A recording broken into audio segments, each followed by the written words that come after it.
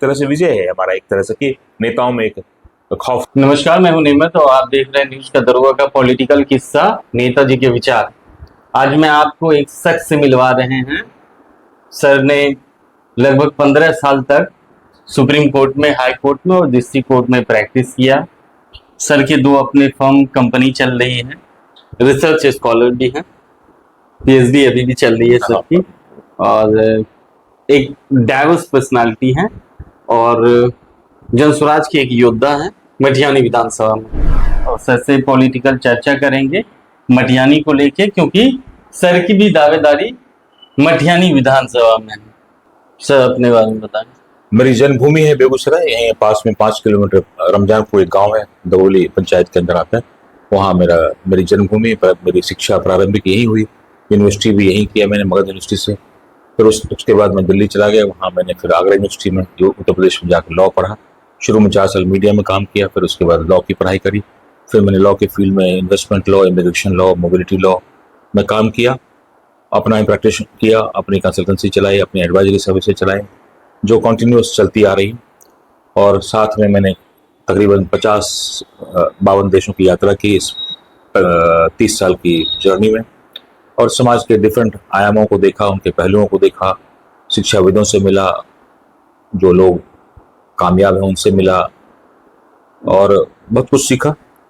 2022 में प्रशांत जी की इस विचारधारा से प्रभावित हुआ और 24 में जब उन्होंने पार्टी बनाई तो मैं वहाँ पार्टी के फॉर्मेशन डे पर, जब उन्होंने पार्टी का आगाज़ किया तो मैं पटना में था 2 अक्टूबर 2024 को। उसके बाद सक्रिय रूप से बेगूसराय मटिहानी की जो जो जो मेरी यात्रा है ये सतत चलती आ रही। मैं यहीं रहता हूँ ऑलमोस्ट।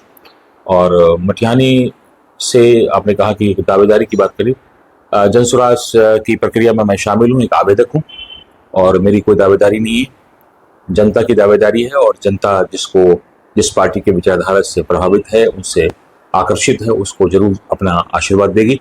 इस 2025 के महासमर में मुझे लगता है कि जनसुराज एक अच्छी पार्टी के रूप में लोगों के दिलों तक पहुंच चुकी है और आप सब देखेंगे कि एक परिवर्तन का माहौल है। और जो 33-35 साल की जो ये कुव्यवस्था है, जो ये दुख है जनता का, ये पीड़ा जो है, अपमान जो है, और हर तरफ भ्रष्टाचार आए दिन आप देख रहे हैं, ये बहुत बड़ा एक विकट का काल है। इस विकट काल में उम्मीद और आशा की तरफ जनसुराज को देख रहे हैं लोग, इसलिए मैं आपके सामने हूँ कि जनसुराज की बातों को रखने के लिए और आपके सवालों का जवाब देने। तो सर, एक प्रशांत किशोर जो है यूनाइटेड नेशन में काम किए हेल्थ को लेके, एक प्रशांत जो है एडवाइजर रहे हैं, अपना आईपैक चलाए हैं, पॉलिटिकल पार्टी को उन्होंने स्ट्रेटेजी बनाया है, एक प्रशांत एज ए नेता आए हैं। क्या आपको अट्रैक्ट किया है प्रशांत को लेके जो आप जनसुराज में आए? प्रशांत किशोर इन टोटल, इनकी सारी तीनों जो भूमिकाएं आपने बताई, तीनों भूमिकाएं आइकॉनिक है और हमारे लिए आदर्श है। वो क्यों, मैं बता देता हूँ आपको शॉर्टकट में। प्रशांत जी की यात्रा शुरू हुई पृष्ठभूमि बिहार की, साधारण बालक, महत्वाकांक्षी, sharp minded, focused, highest dignity का आदमी, युवा, जो मैंने पढ़ा है, जो मैंने महसूस किया उनके बातों से, उनसे यदा कभी जब भी मैं मिला हूँ, एक मैग्नेटिक पर्सनालिटी है उनके अंदर, जो मुझे लगता है कि मैं जिन लोगों से मिला हूँ, मैं एक बार मिला था पेंटागन के चीफ से हांगकांग में, आज से 18 साल पहले, विलियम कोहेन नाम है उसका, वो बिल क्लिंटन के टाइम में पेंटागन के चीफ थे। उनसे मिला हूँ, मेरे पास उसका प्रमाण भी है। उस समय बहुत प्रभावित हुआ था, हालांकि वो अमेरिकन थे लेकिन उनके अंदर पर्सनालिटी होती कि एक झलकती है आदमी में। आपसे मिलता हूँ तो आपकी जो आंखों में जो चमक है वो आपको बयां करती है आपके चेहरे, चाहे जितना भी आप आर्टिफिशियल या ओरिजिनल हो। हम इतनी परसेप्शन भगवान ने दी कि मैं पकड़ लूंगा आपको कि आप क्या हैं। तो प्रशांत जी को जब देखता है कोई आदमी, मेरे जैसे आदमी देखता है, तो उसको लगता है कि ये इंसान तो एक युग पुरुष है। उस यात्रा में जिन्होंने यात्रा की, उनको जो पढ़ा, आपसे सुना, सब लोगों से लगा कि ये इंसान, मैं बिना किसी सोचे समझे 2 अक्टूबर की फ्लाइट लेके 2024 को सिर्फ उनको देखने के लिए मैं आया। लाखों की भीड़ थी वेटनरी कॉलेज ग्राउंड पर पटना में। मैं उनसे व्यक्तिगत रूप से नहीं मिल पाया, 3 अक्टूबर को मिलने का प्रयास किया। उसके बाद कुछ क्षणों के लिए लगता है मैं मिल पाया उनसे। तो मुझे लगा कि एक ऐसी अनुभूति हो रही है जो एक किसी महापुरुष से मिलते हैं। ये किसी ना देखिए ना इनमें कोई धर्म का अंधविश्वास है इनके, ना किसी ज्ञान का इनको अहंकार है, मानवता इनके अंदर वो उसी भरी हुई है जहाँ किसी तरह की कुंठा नहीं है, कोई रिसेंटमेंट नहीं है, सिर्फ और सिर्फ तप है। इसको वही सुन पाएगा, समझ पाएगा जिसके अंदर तप हो, सच्चाई हो, ईमानदारी हो, और एक मिशन हो, एक पैशन हो, और गरीबों के प्रति एक दया हो। तो इसी को बोलते हैं महासंत, राष्ट्र पुरुष इसी को बोलते हैं। खाली जुमलेबाजी से राष्ट्र का निर्माण करने वाले नहीं, तो वो सच्चाई झलकती है। इसलिए इस जो तीनों भूमिका है, तीनों भूमिका मुझे लगता है कुछ को तो हमने सुना है और एक भूमिका को मैं विटनेस कर रहा हूँ। इस भूमिका में तो अवतार दिख रहे हैं।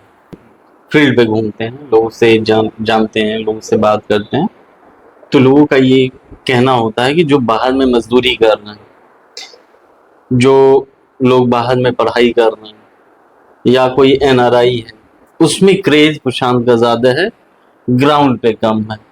तो उसको लेके आप क्या बहुत कहेंगे? स्पष्ट है, आपका सवाल बहुत रिलेवेंट है, पहली बार मैं सवाल सुन रहा हूँ।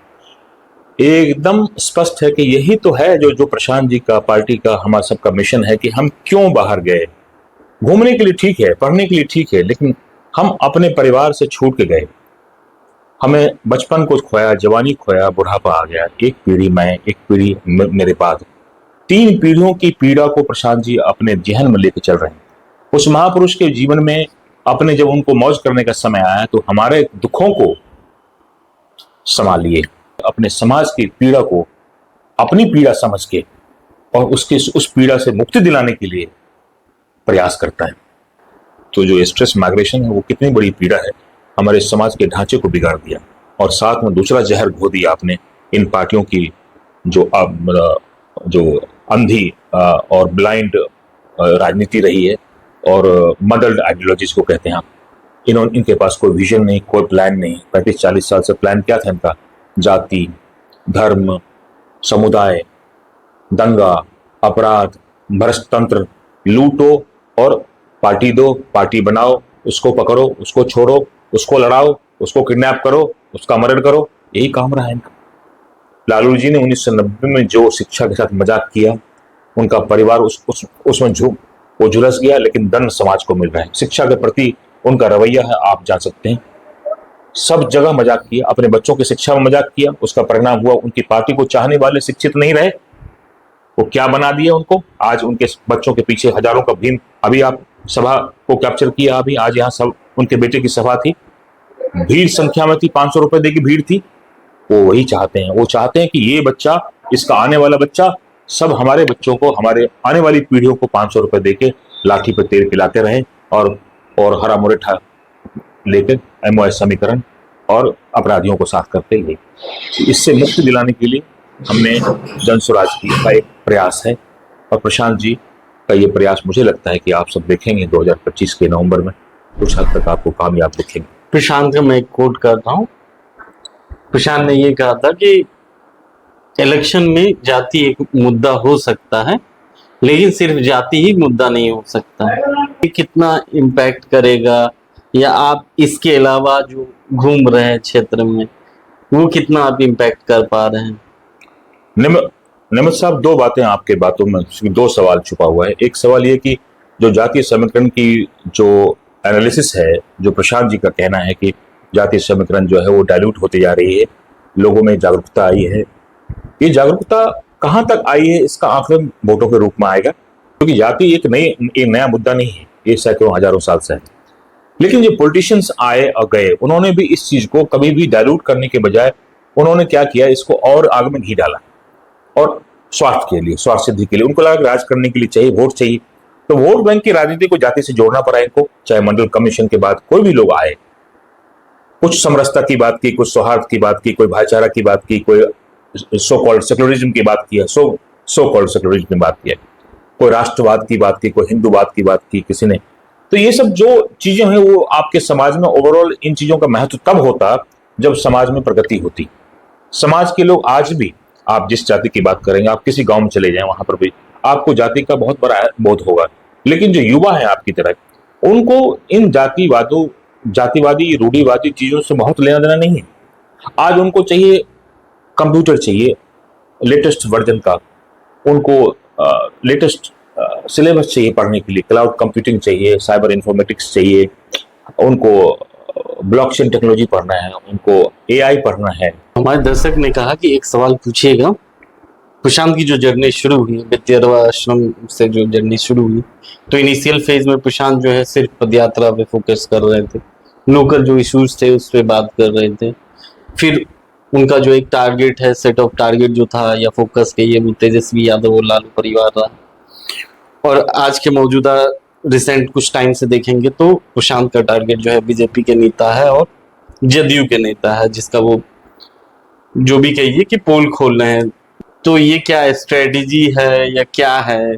जो मैं समझता हूँ एक सामान्य कार्यकर्ता के रूप में, ये सामाजिक रोगी जो हैं बैठे हुए, जो सामाजिक रोगी जो क्रिमिनल हैं, इनको उसके रोग के हिसाब से ट्रीटमेंट दिया जाएगा ना। कोई छोटा रोगी है, कोई बड़ा रोगी है, किसी को ऑपरेशन की जरूरत है, किसी को रिप्लेसमेंट की जरूरत है, किसी को ट्रांसप्लांट की जरूरत है, किसी को सुई की जरूरत, इंजेक्शन से ही काम चल जाएगा, किसी को टैबलेट से काम चल जाएगा। आए दिन बहुत बड़े बड़े आप जब कैंसरस लोग बैठे हुए हैं, अभी अशोक चौधरी वगैरह क्या है, समाज का कैंसर ही तो है ये लोग। भाई लाखों करोड़ रुपए लूट के बैठा है 5 मंत्री, ये तो 5 ही के बारे में बोला है, 5 जो अनमोल रतन है इसके एनडीए के।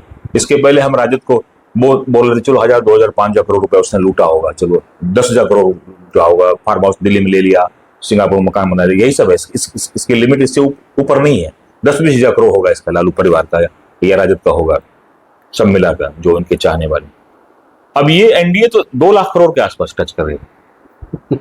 बहुत बड़ा बात बोल रहा है। नहीं है ये, आप देखिए ना, बड़ा बात क्या, आप आंकड़ों में ले लीजिए। आप अब इसको किस एंगल से देखेंगे आप? जदयू को नीतीश कुमार के आईने से देखिए आप। नीतीश कुमार चूंकि अगर सक्रिय होते तो उनका कोई मंत्री या कोई भी उनके चाहने वाले या उनकी पार्टी में रहने वाले, वो अगले दिन वो गायब था, मतलब वो मंत्री पद पर नहीं रहा था।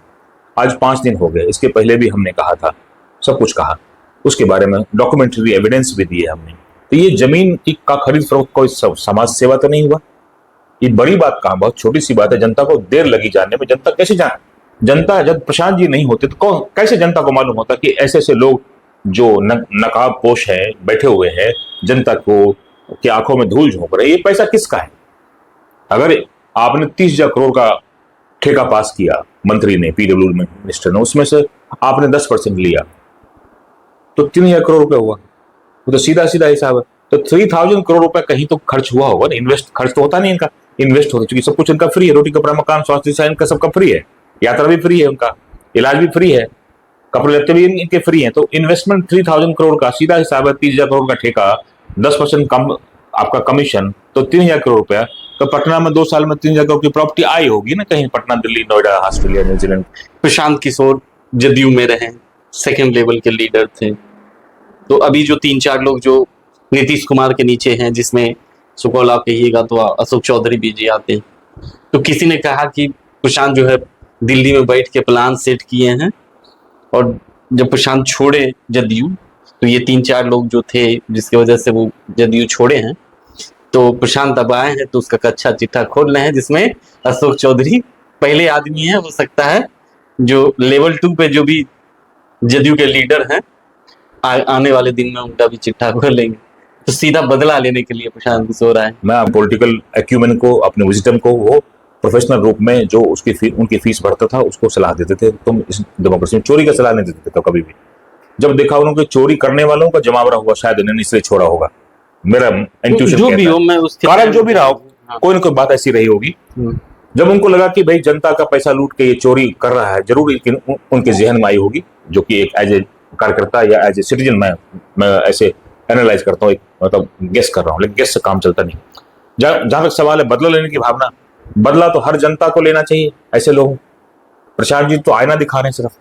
प्रशांत जी ये थोड़े व्यक्तिगत रूप से आप कह रहे हैं कि पैसा आपने जो है कमाया है या लूटा है, आपने तो लूटा है या कुछ भी कहा, एक आरोप लगा ना। आप भी मुझ पर आरोप लगा सकते हैं कि भाई आपने गाड़ी बाहर ऑडी कैसे खरीद कर रखी है, आपने मर्सिडीज कैसे खरीद कर रखी है। अगर होगी मेरे पास तो आप जरूर पूछेंगे कि भाई आप यहाँ रमजानपुर में ऐसी कौन सी फैक्ट्री आपकी है, कौन सा घर आपका है, किस खानदान से आप हैं, जमींदार हैं। ये तो सब लाजमी बनता है कि आज 20 साल पहले आपके पास 1 गज जमीन नहीं थी, और आप पिछले 20 साल में ऐसी कौन सी लॉटरी लग गई जो आपके पास 10,000 करोड़ की प्रॉपर्टी आ गई। एक सवाल आपसे पूछ रहे हैं, हालांकि प्रशांत किशोर जो है बार बार जो है बता चुके हैं, फिर भी हम देखते हैं, फील्ड में जाते हैं, अभी भी जो गांव के कुछ लोग हैं अभी भी पूछते हैं कि पैसा इतना कहाँ से आ रहा है प्रशांत किशोर को।